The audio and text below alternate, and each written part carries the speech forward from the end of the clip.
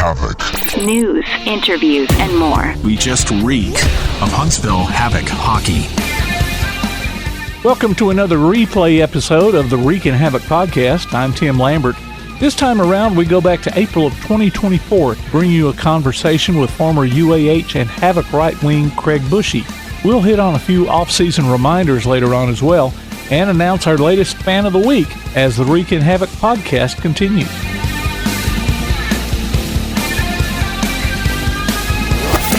The Reekin Havoc podcast. There's always something fresh pouring at Das Stall Beer House in Huntsville. Our taproom's curated draft list spans everything from local favorites to at least 3 authentic German imports at all times. Our bottle shop features a massive collection of over 450 craft beverages, as well as gluten-free and non-alcoholic treats. Check out the coffee house for a fresh breakfast, midday meal, or family dinner. Das Stall Beer House, 7914 South Parkway in Huntsville, open 7 days a week. Das Stall Beer House, the official away watch party spot for the Huntsville Havoc. A lot of businesses talk about putting the customer first, but at Boaz Florist, it's really true. The friendly team at Boaz Florist takes the time to understand your needs to ensure a smooth, personalized experience start to finish, from birthdays and anniversaries to weddings or sympathy arrangements. Boaz Florist is family-owned and is passionate about what they do. Call 256-593-7673, visit them online at boazflorist.net, or come see them at 10890 Highway 168. Boaz Florist. Attention, Havoc Nation. If you think you have what it takes to be our fan of the week, head on over to ReekinHavoc.com and register. We'll announce the winner of a $40 gift card from Das Stall Beer House every week on the Reekin Havoc podcast, and it might as well be you. What are you waiting for? Enter now. Restrictions apply. That's the fan of the week from Das Stall Beer House and the Reekin Havoc podcast.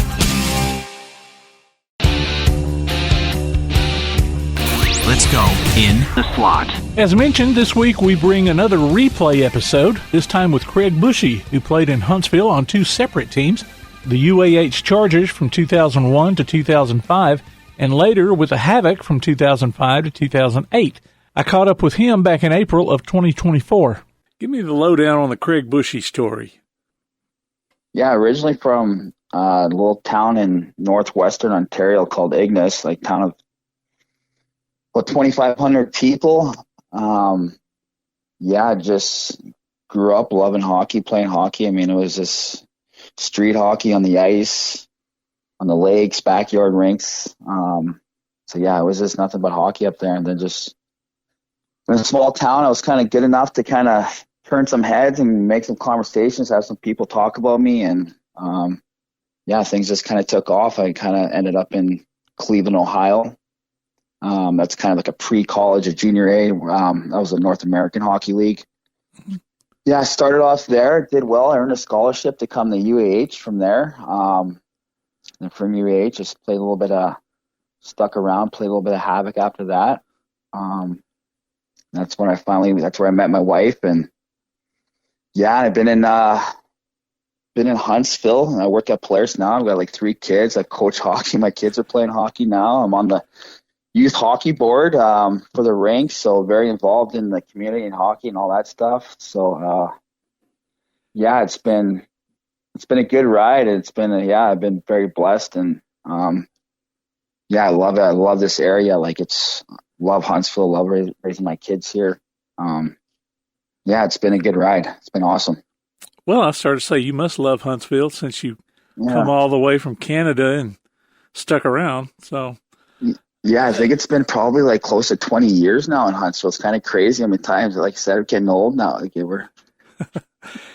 Time flies quick, boy. Days are long, years are short. Yeah, I know. Now, how early did you get into hockey?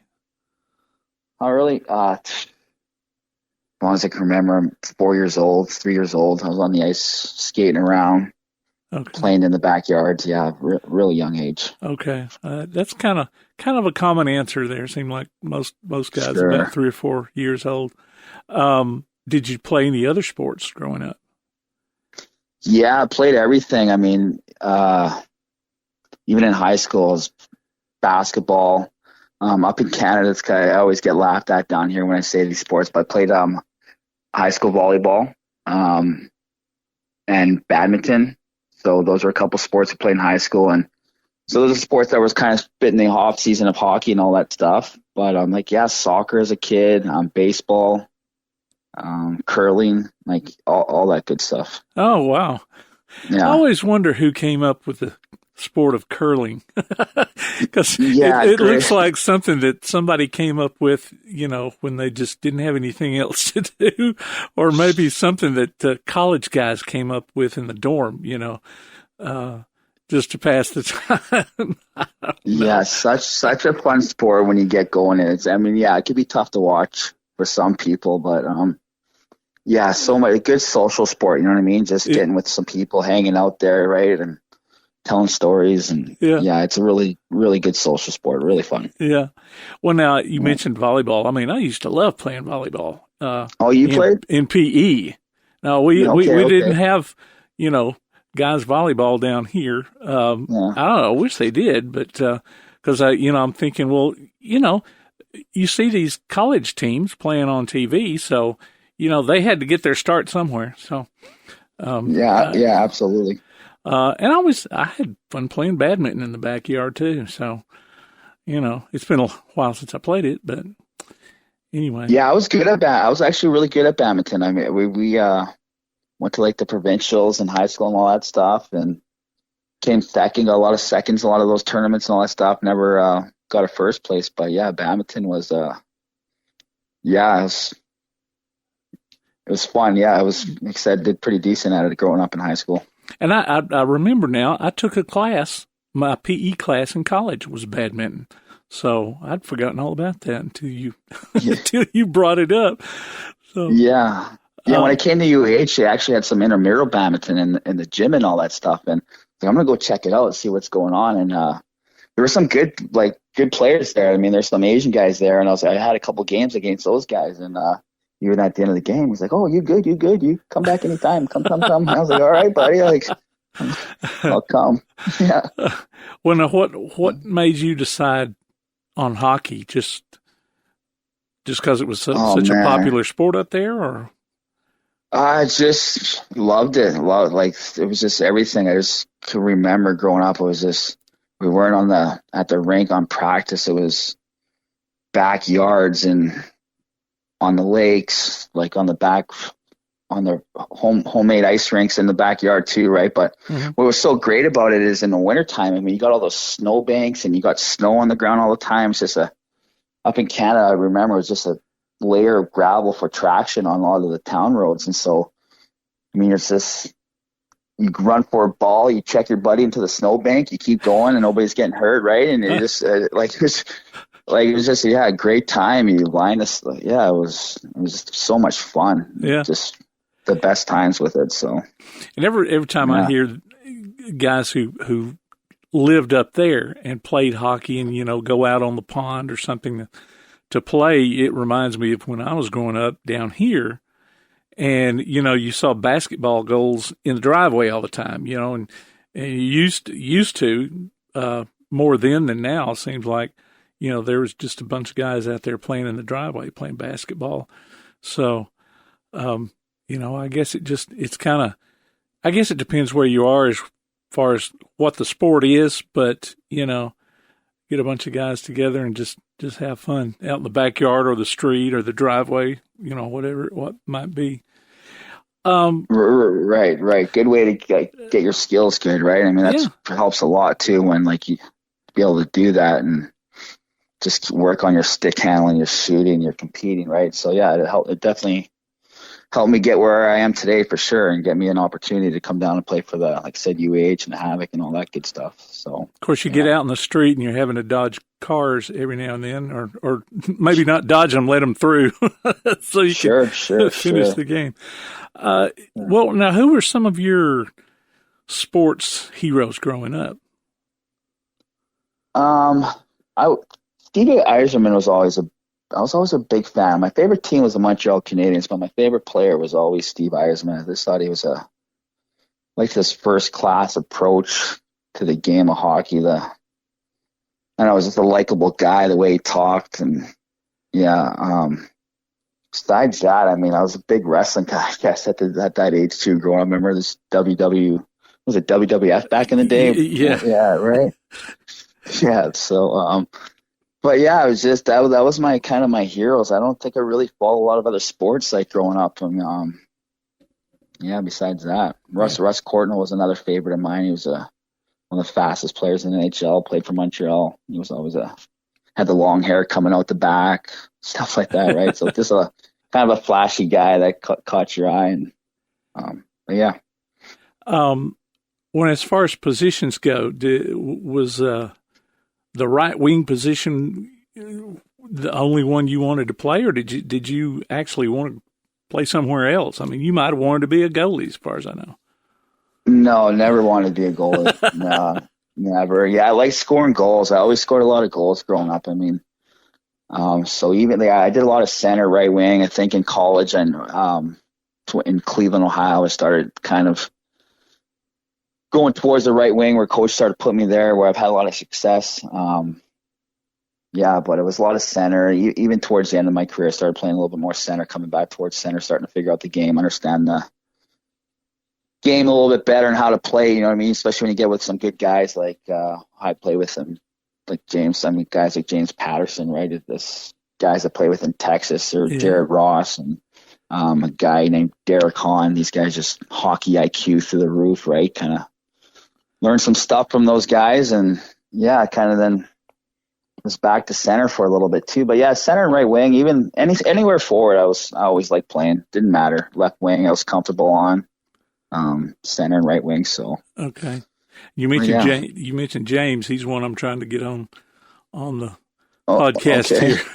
I've been in touch with him, just haven't set anything up with him yet. Yeah, he'll be a good one. Yeah, he's got some good stories too. If you ever open up that can. Well, now you mentioned playing at UAH, and you stayed there for 4 years. What did you major in when you were there? Business marketing management. So any particular reason why you picked that, or just needed a major? Just needed a major. I can remember. I think that the night I had to pick, you have to declare in your sophomore year to keep playing a sport. I think they make you get it in there pretty quick. And I just remember the night before, I was like, man, I really don't know what I want to do. What do I want to major in? And talk to my buddies of what they're doing. A lot of guys were doing business, going around that route. So I think I just stuck with kind of the, you know what I mean? The majority of the people that could, you know what I mean? Give me some help, give me some talks, and go to class with, stuff like that. So, yeah, that's kind of felt that way. It's not like you can't change it along the way. So. Sure, right? I mean, sure, absolutely. Well, now, usually I ask guys how they made it to Huntsville. And, of course, you know, I'm talking about the Havoc then, but, you know, we talked about you playing at UAH. So, and you mentioned getting a scholarship. So how did all that happen? How did you make it to UAH? UAH,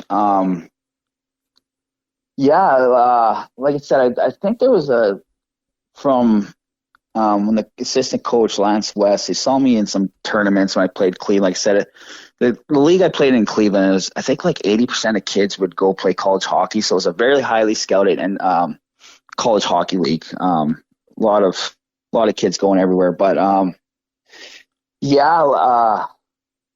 remember my last year of junior hockey. This is a bit of a story, but I had like 13 different scholarship offers to go to like place like Quinnipiac, place in Michigan, out in UMass.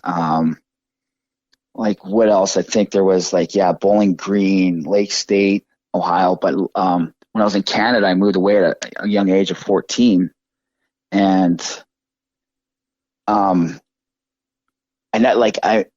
lived with a single lady and another hockey buddy, and like we never went to school. It was crazy. Like I just did what it took to get passes. I never knew about this college career path and didn't know what, you know what I mean? Didn't know what in life, just a young kid at 14, like not going to school, taking 50s. And then my senior year, I was pretty good, and I was getting good at hockey. I was even up there. I was playing like in the high level of youth hockey and scoring lots of goals, getting some talks about other teams. And then Cleveland, Ohio pops up on the list, and I get down in Cleveland, Ohio, and now all this talk about college hockey and this is what you could do. And I'm like, holy, this sounds great, right? Let's try to do this.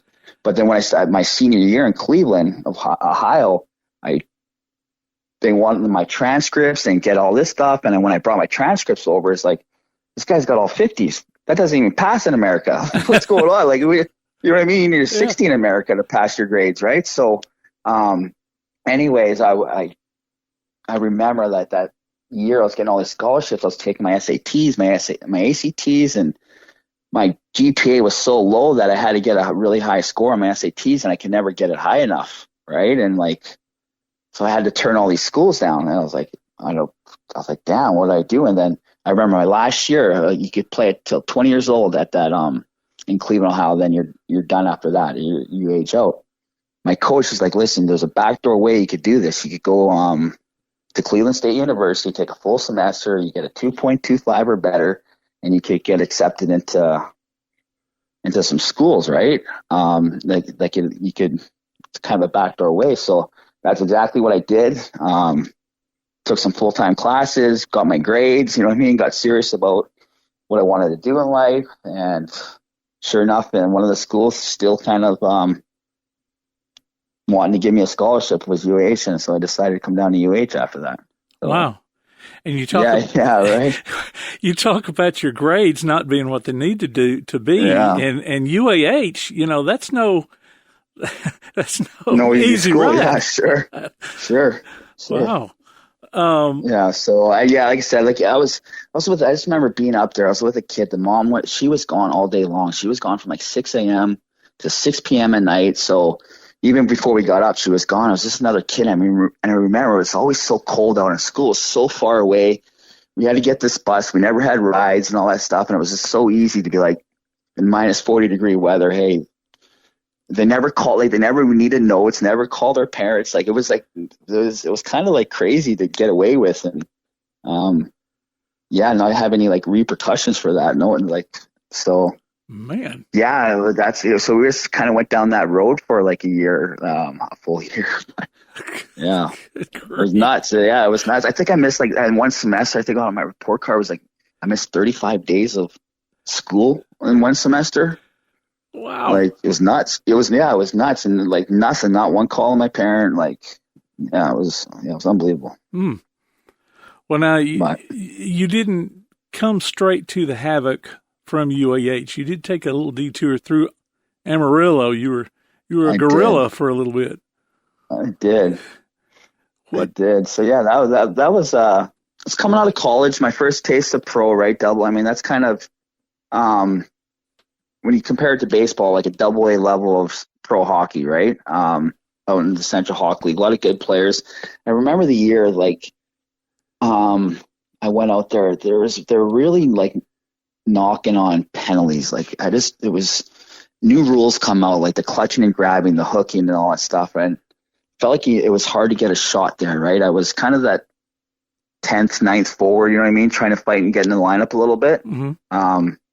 But it was just felt like it was penalty kill, power play, penalty kill, you know what I mean? Power play after power play. And so, and I felt like it was hard to get a good shot there, a good opportunity to prove myself. And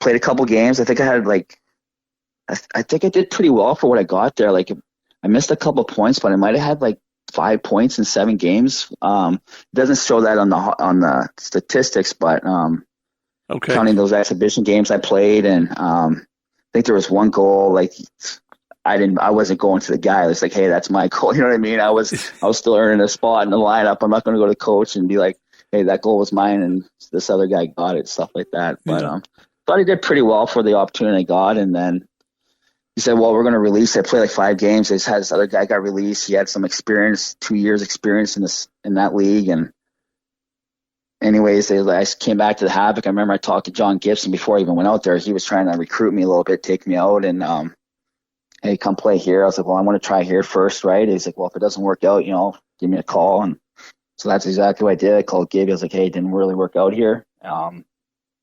Still, you got a spot for me? And he's like, yeah. He goes, come on, let's go. So yeah, I came back there. Yeah, so that's when I came back, and I did really well. I had a great rookie year with the Havoc, and actually got a call back from Amarillo to go back there. He's like, hey, you want to come on back? I'm like, I'm good now. I'm here. You had your chance. Yeah, right. And you know what? And it was, and Gibby helped me out too. Like, part of my signing was I needed 2 classes to graduate after I finished my hockey with UH. So when I came to the Havoc, they were able to help me out and get me some of my schooling paid for. My 2 classes I needed left to graduate. So that was part of my my deals with Gibby. So yeah, that was it was great to get that out of the way. Well, now, I know you were, you're talking about being a center, right wing on the team, but did you have a particular role that you played? Were you the fighter, the instigator, troublemaker? I mean, what did you maybe find yourself comfortable doing? I would say I was a bit of an instigator, the guy that like a hard worker too. I was known for my work ethic, getting in there, getting to some hard areas. Yeah, especially my freshman year, my sophomore year, like I was getting in some fights, like, stirring the pot, right? Then my shoulder, I remember I separated my shoulder. I took this bad hit from behind and kind of got a bad shoulder injury and kind of never ever got back going again a little bit after that. Kind of slowed me down a little bit, right? Just kind of, I don't know what it was, but I just didn't have the strength back in it and all that good stuff. But yeah, just a bit of an instigator, I would say. Hard worker. Guy that'll go to the net, pop a goal in, off a rebound, stuff like that. Yeah. Well, now I went online looking for Craig Bushey fights, and a link popped up, but the videos either were missing or taken down or maybe not even there in the first place.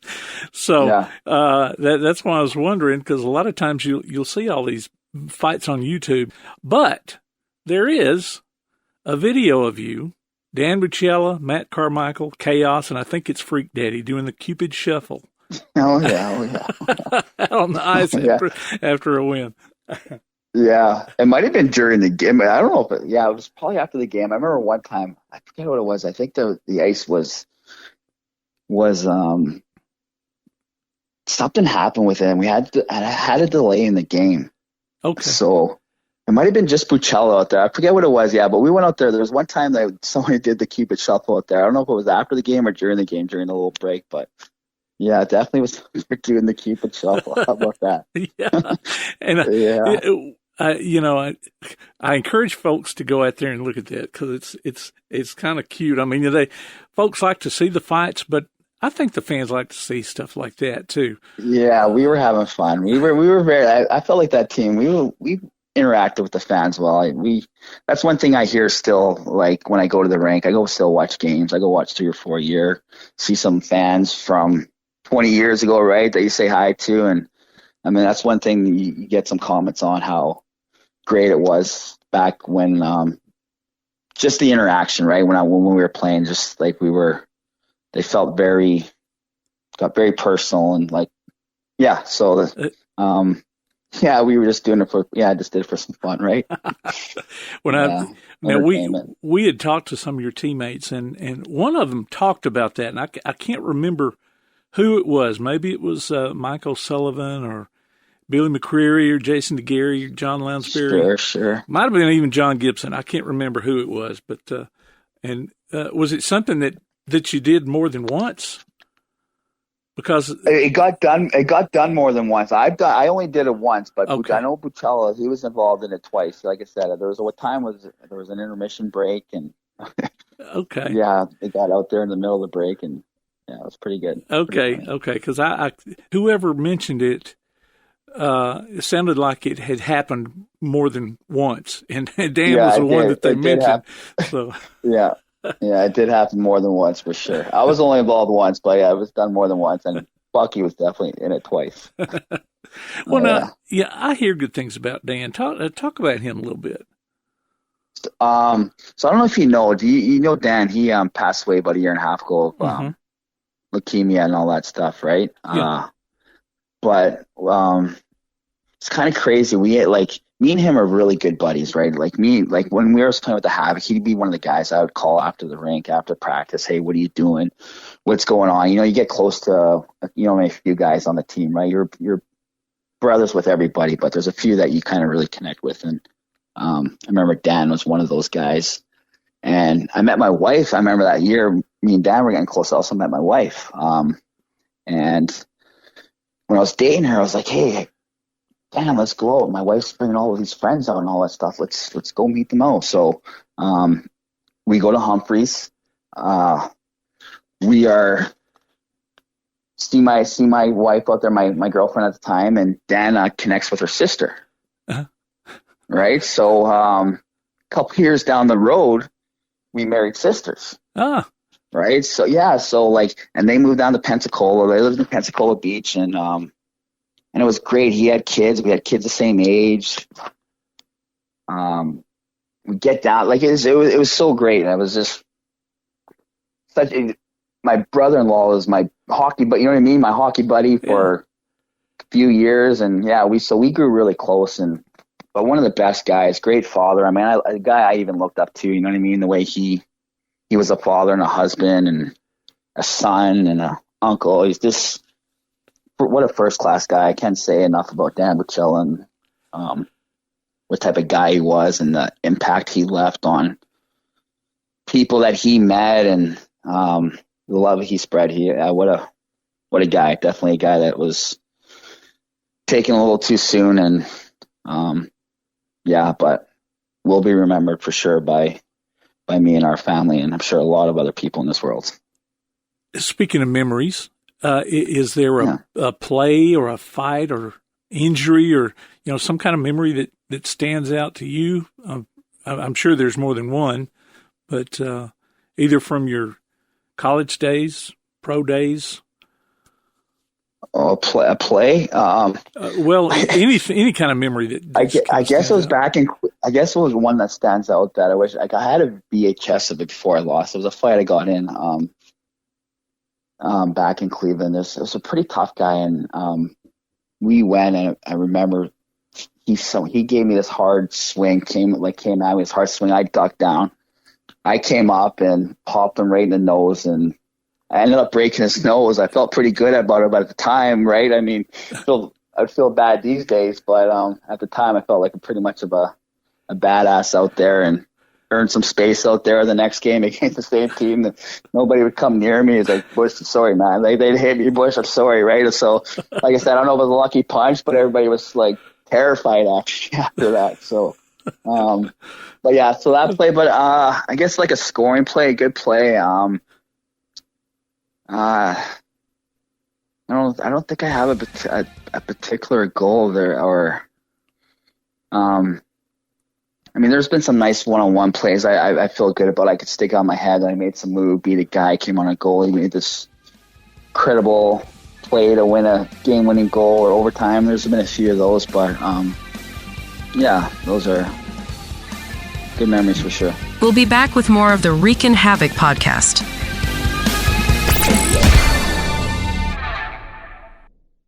If you'd like to find the way to a healthier, more flexible you, look no further than Stretch Zone, practitioner-assisted stretching to help you achieve your wellness goals. The Stretch Zone method will help you gently and gradually increase your active range of motion with an approach tailored specifically to your needs. From basic back stretching exercises to sciatic nerve stretches, give them a try with a free 30-minute session. Stretch Zone, locations in Athens, Madison, Huntsville, Decatur, and Rogersville. Visit them on Facebook or online at stretchzone.com.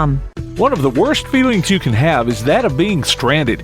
Well, BT's Towing, Tire, and Truck Repair makes that a thing of the past, with 24/7 towing services and roadside assistance in the northern Alabama and southern Tennessee areas. But that's not all. They also offer truck and trailer repair, mobile welding, brake service and repair, new and used tires, and other major and minor repairs. Their name says it all, BT's Towing, Tire, and Truck Repair. For 24/7 response, call 497-8234.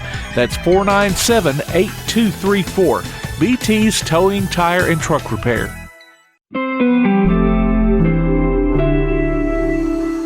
My name is Joel, and I came to St. Jude Children's Research Hospital in December of 1987 to be treated for osteosarcoma, which is bone cancer.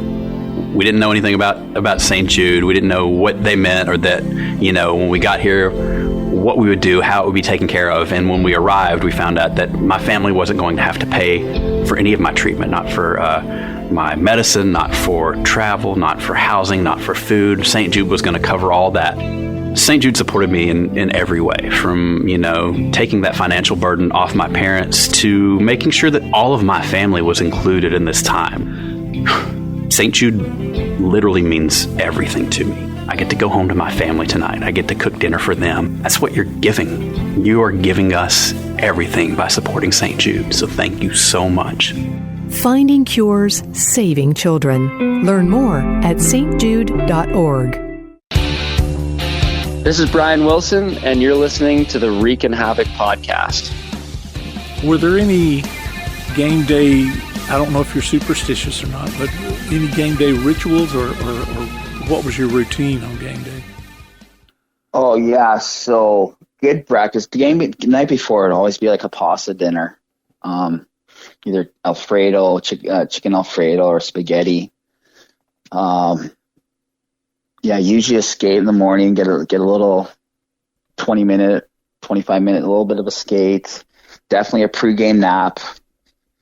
Right, always a nap. That was always important to me, to get my little pregame nap in. And yeah, just a little meal around 2:00. We had a 7:00 game. I think the timing was 1:00, between 2:00. I wanted to make sure there was a meal in there. But let's see, getting dressed. Yeah, there was always certain ways I take my stick. Right, I would always do a certain way. Put my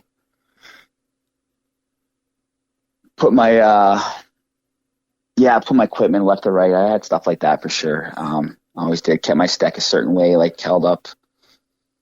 Write some certain things on the back of my stick, like believe or commitment. You know what I mean? I always have little things like that I would write on my stick just to kind of give me a little bit of motivation, or stuff like that to give me a little push. Yeah. But, well, now, while you were at UAH or with the Havoc, was there a particular team that you really enjoyed beating, maybe more? I know you want to win them all, but, was there a team that you just really liked beating more than the other ones? Took more enjoyment out of it? Yeah, with UAH would be Bemidji. That was always a big rival, and when we got to win at Knoxville too. Knoxville, we always had some good battles. Knoxville and Columbus, those seemed like those two teams were always, when I was playing, were a lot of fights, a lot of battles, right? I mean, yeah, and so getting a good win against those guys always felt a little extra special. Yeah. Well, now it seems like there's a different theme night or jersey for every home game these days, and I guess there is. Oh, yeah. I think there is. I don't think there was many back when you played. So what were some of your favorite, or maybe not so favorite, themed jerseys? So some of my favorites, yeah, there's only I felt like there's probably 4 to 6 of them back when I played. We always had the big ones like the Military Night and the Melissa George. Those were some of my favorite. Mm-hmm. I think the worst one I saw one time, it was a Thanksgiving Day one. It was weird. It was just a turkey on it, brown, yellow, orange. It's just it didn't appeal to me. But so that's the one that sticks out to me as being the. I don't remember too many other ones, but I thought the Melissa George ones were probably those were always really cool ones. So when you were playing here, what did you do in your downtime? A lot of golf. Started getting into golf sophomore year at UAH, and then fell in love with golf and just and it was nice because one of the perks when you come to the Havoc is you get a couple golf courses for free you could go to. Huh. So I think back when I was playing, it was like Canebrake, the Municipal. There's another one I'm forgetting right now. I think even Airport Road and Point Mallard were in there at a little point. But anyways, yeah, so we had a few good golfers on the team that liked doing the same thing. So practices would be done around think we practiced around 10 o'clock or so, 9 a.m., 10 o'clock in the morning. We had like an hour to an hour and a half practice, so we're done by 11 o'clock-ish. Sometimes you go get a quick little workout in, a little bike ride, and straight to the golf course by like 1 o'clock for 18 holes.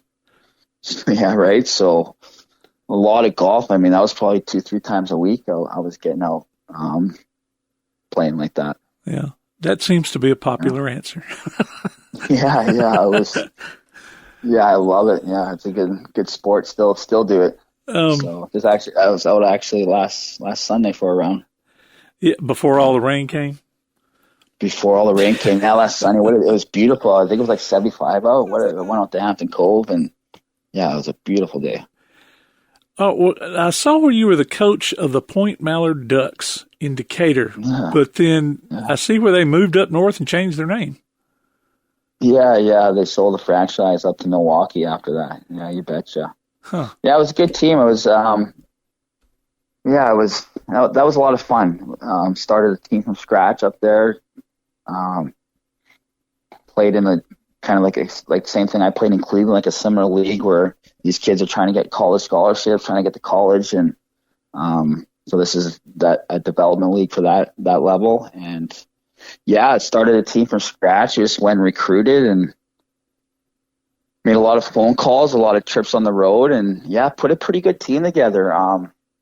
We did well. Even our second year, we almost won the whole thing up there. So in that league, it was a good experience. Like a lot of kids from, I remember, Michigan and Illinois, a lot of kids up north. We had a few Huntsville kids, Birmingham. We had about half a dozen local kids and stuff like that. So it was a good mix of kids, and a big success for that team while I was here. Anyway, it's too bad it had to go away. Well, now you mentioned you're coaching now. You're coaching youth hockey. Yeah, now. Yeah, youth hockey. So I've got a 9-year-old daughter, a 6-year-old daughter, and a 3-year-old son. I've got 3 of them running around.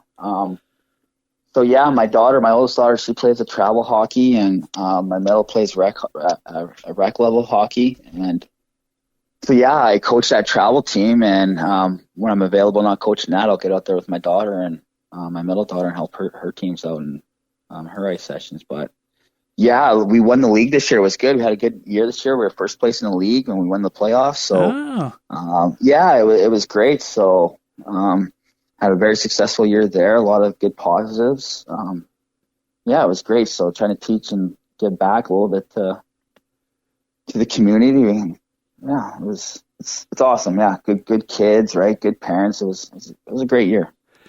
When you say you coach a travel team, where do you travel? I mean, are there a lot of hockey teams that are within reasonable traveling distance to play against, or do you? Yeah, so our league that we played in, we had 5 teams in the league we played in. So we play league games, and we also, when we're not playing league games, we go on like these tournaments. So our league was Memphis had a team, Atlanta had a team, Nashville had a team, Knoxville had a team, and then it was us. So that was the 5. Oh. So yeah, you'll get all those communities playing. Birmingham has a team, but they weren't our level this year. So, but they're right there. And then we go to places where we go on tournaments. We went to like Notre Dame, went to St. Louis. Oh.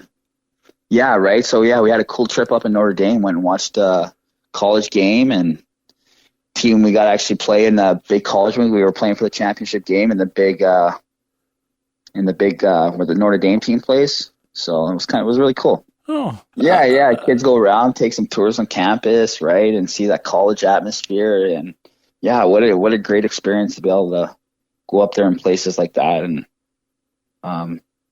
just everything. I mean, these tournaments, like, they do a great job too. They host well, they take care of you. So it's really done well. I had posted in a couple of the fan pages, fan groups, that, I was going to be talking to you. And there's a lady that commented on it. She says, "Oh yeah, he coached my daughter. I have nothing but good things to say about him." So awesome. Yeah. Cool. The kids are awesome. Those like I got a good connection with the kids. They listen well, they respond well, get a lot out of these kids. They when I get on, they seems like they love like playing for me, right? I mean, I'm not a coach that's going to be sit there and yelling and screaming at these kids, just encouraging them. And if they make a mistake, not a big deal, right? Just how do you react to your mistake is all I tell them. Yeah. What are you going to do about it, right? So, but yeah, there's definitely a good experience with the kids, and my biggest goal as a coach is to make sure they have the best time at the rink and they're all more in love with the game when they came in when they leave, right? So, yeah.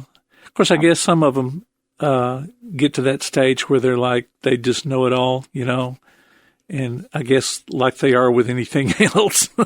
Yeah, like my daughter. Yeah. Toughest to coach, that kid right there.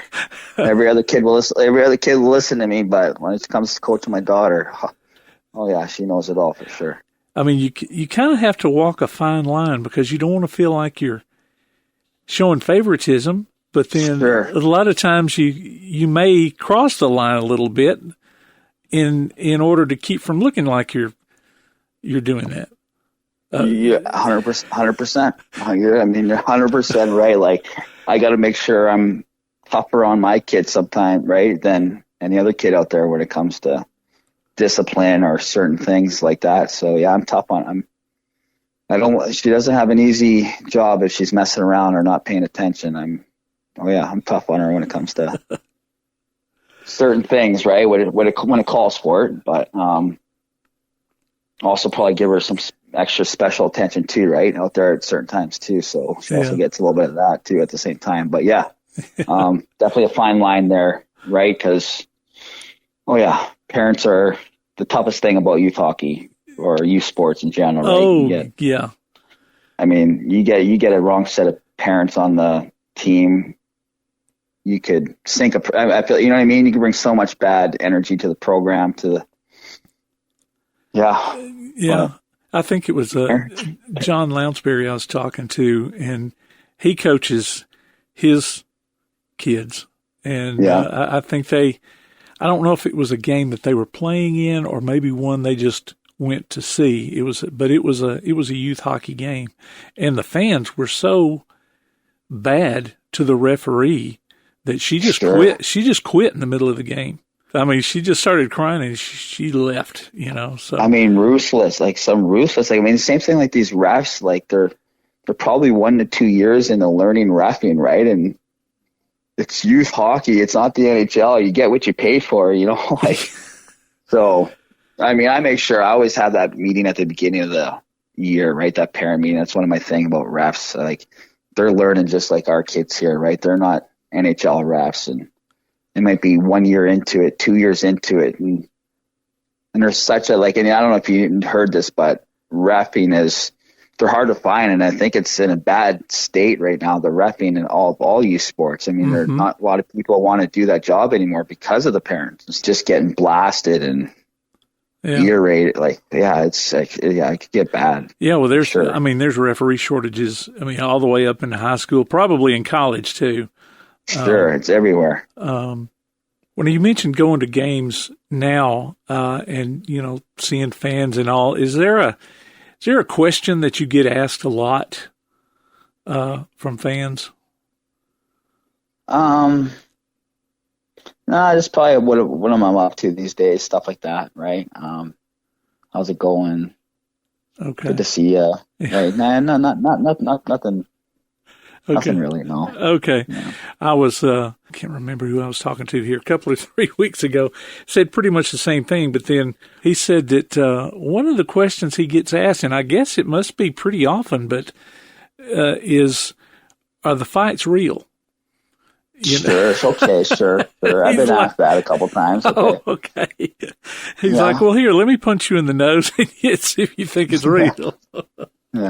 Yeah, I've been asked that a few times for sure. Oh, wow. Probably just by people at work too sometimes, right? You know what I mean? Like, not even so much maybe at the rink, but yeah, I've been asked that question a few times. All right, so I've come to the part of my interview that I call my puck out of play questions, where there are questions that All right. They're just kind of out there. So first of all, what would be your favorite movie or movies or type of movies?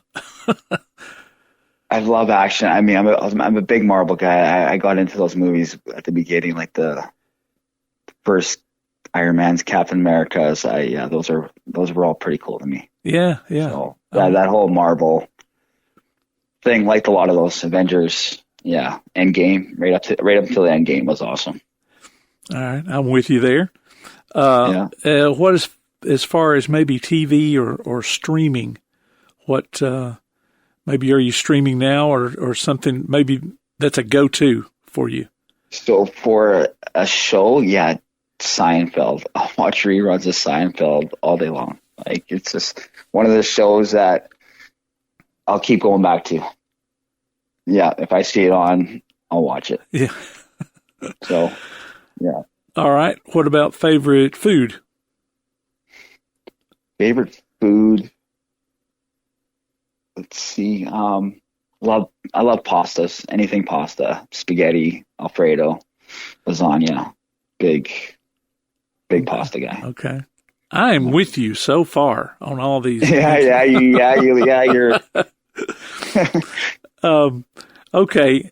Here's where we might part ways here. What's your favorite either music group, artist, or genre?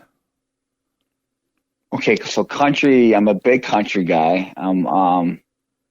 Garth Brooks has always been my go-to guy, but I do find myself like listening to like a lot of that 90s country music, like, I don't know, 105.7. I'll throw that on a couple times. That what's the channel called? 105.7. I don't know what it is. Like, I think it's out in Decatur or somewhere. Yeah, I think that's kind of that older schooler country. I mean, you guys might get some Conway Twitty on there, right? And Earl Hager song. So yeah, I mean, some of that stuff. But I mean, depending on the things, I'll type in Chainsmokers on my kind of like a.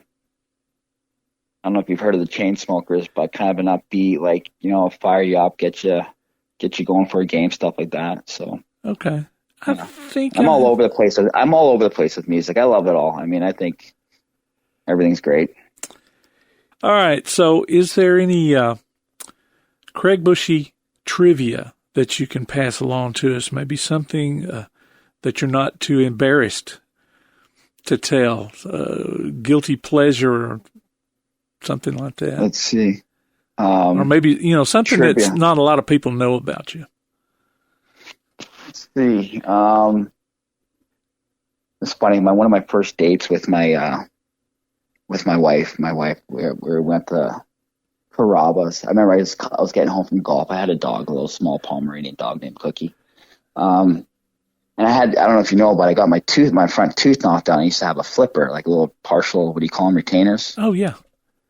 Yeah. So I remember I got home from golf and I was getting all showered up, got all ready. And all right, the last thing I put in, you know, it's kind of like my keys and my wallet, my phone, right? All right, keys, wallet, phone, tooth. All right, got it all, right? Let's go. But I couldn't find my tooth. This on my first date. I was like, where's my tooth? Oh no. Yeah, where's this thing? I'm looking everywhere, high and low, right? I was a little self-conscious too about it. So you know what I mean? First date, I'm like a little bit weird about it. I'm looking under the bed, looking in my pockets, looking in the car, like double checking things 3 times, and like I finally like lift up the couch and I is that my tooth right there? And I look at it and it looks like something looks wrong with it, right? I'm like looking at it, like the white tooth is all chewed down. Like I put this thing in, I don't even wash it at first. I'm like, damn, like where did I put it in? I look at it. It looks like Lloyd Christmas. Like this, right? This thing is down to a little nub. My dog got a hold of it. I guess it was like, I don't know if she smelled some food on it or what she smelled on it, but yeah, she chewed this thing down. And I remember my first day with my wife. I mean, I think you know, those people that are insecure about their teeth, they got their hand over their mouth and talking a little bit, right? So I'm pulling one of those things, and yeah, it was a little funny story. That's I don't know. That's the kind of thing I was looking for. Yeah. So. Oh wow. I used to have buddies who mess. I remember in UH when I had my flipper back in when I played for UH too. And one of the things with rookies when rookies come in, we do this initiation thing, right? But it's clean, it's good, but it's a scavenger hunt. Like we might have the coach's office chair on the scavenger hunt list, right? You know what I mean? Like coach's gloves. I mean, one of the things that the guys used to put on the list all the time was my tooth, right? Yeah, that was one of the items that they would have to get. And so for a week, someone would have my tooth. I would be missing my tooth for a week. Yeah. They used to mess with me pretty good about that. And it got knocked out when? I think I actually got the flipper during UAH. That's when I finally it got pulled. It got knocked out like 3 different times when I was in Cleveland, UAH. And then, it was just really, it was built up 3 different times, busted up 3 different times. And the dentist said, we just got to pull this thing out. So that's what they ended up doing, pulling it all out. Because at first they were just putting a post up there, you know what I mean? They'd screw a post up there and they kind of build that epoxy stuff, whatever, around it and make it into a tooth. And then one time I just remember I wasn't wearing a visor. I was kind of like fighting for the puck along the boards, and I got a little cross check in the back, and I couldn't get my hands up to stop me, and I went face down into the corner of the dasher of the boards, like with my mouth hit that first. And so that really messed up the top part of my, like the bone where the bone starts. It broke all the way up in the top there. It was a mess. I got messed up. I think I had 18 stitches in my face. My bone was like broken away from the top, so they couldn't even screw anything up there anymore after that. So they ended up, we got to pull this whole thing out. So. Oh wow. And I bet that was fake too. yeah, right. Is that fake? Yeah. Is that real? Yeah. Well, I appreciate you taking your time with me. All right, you betcha. Tonight. We'll have to get you back on. We're talking about maybe trying to do an episode where we get maybe 2 or 3 teammates on at the same time to kind of bounce off each other. Yeah, different stories flying around. Yeah, there's some. Yeah. All right. Well, like I say, I appreciate it. All right, man. Appreciate it. That was former Havoc right wing Craig Bushey in the slot. We'll be back with more of the Reekin Havoc podcast. Congratulations to Allie Briscoe, our latest fan of the week. Allie picks up a $40 gift card from Das Stahl Beer House in Huntsville. Go to ReekinHavoc.com and enter your name. You might be our next winner from Das Stahl Beer House and the Reekin Havoc podcast. In June of 2005, our twin girls were delivered, Melissa and Ann Catherine, and they were born 14 weeks early. Amy and Chris George talk about the Melissa George Neonatal Memorial Fund. They both weighed less than 2 pounds. Ann Catherine was 115 and Melissa was 1'9". Melissa lived for a couple of hours, but all of the medical technology in the world just could not have saved her, and she passed away while she was in the NICU. Chris realized pretty early that God had given us a platform that we could use to try to help people. So Chris and I started the Melissa George Neonatal Memorial Fund at Huntsville Hospital. To know that Melissa's name is living on, her legacy continues. And I think that was very important to Amy and I, is why, the fund is named after her. Because for 7 weeks, Melissa fought so that Aunt Catherine would have a chance to live. And I think that we wouldn't be doing her name any justice if we didn't carry on, because we know we wanted to honor her and honor her legacy. And the community, Huntsville Havoc, the community in Huntsville itself, they've rallied around that.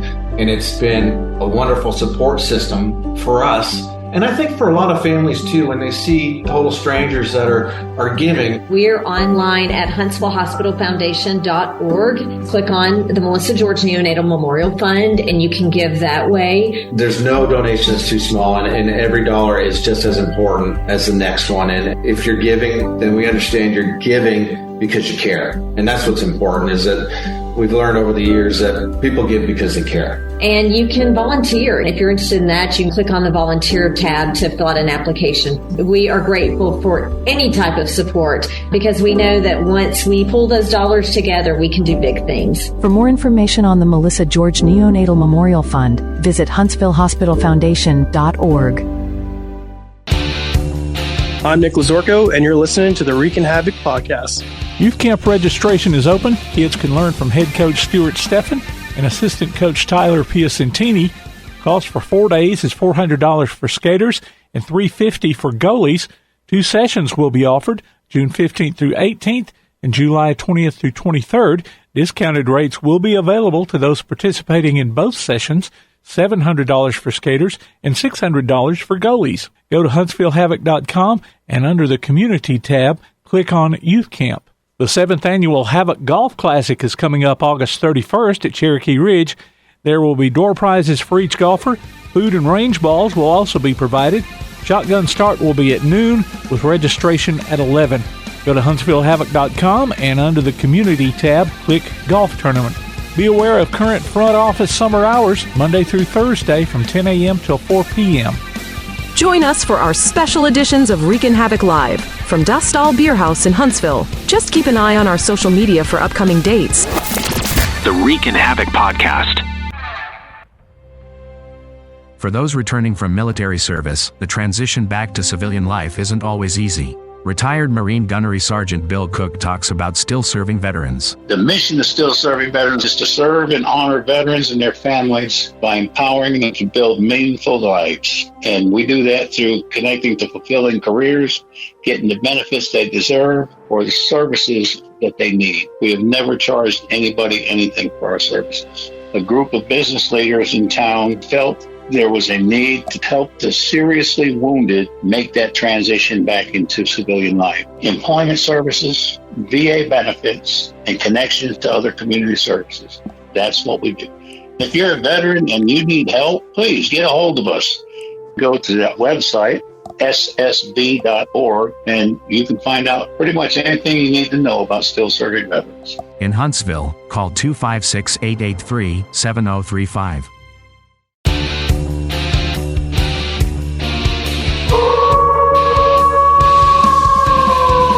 For tickets, official Huntsville Havoc merchandise, and more, go to HuntsvilleHavoc.com. Visit our website at ReekinHavoc.com. Look for us on Facebook, Instagram, X, and Threads. And listen, follow, and subscribe to the Reekin Havoc podcast on your favorite platform to keep up with the only weekly podcast covering the Huntsville Havoc, the Reekin Havoc podcast.